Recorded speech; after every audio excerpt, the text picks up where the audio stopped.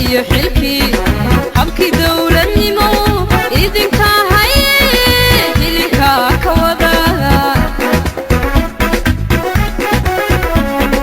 hawsha iyo xilkii habkii dawladnimo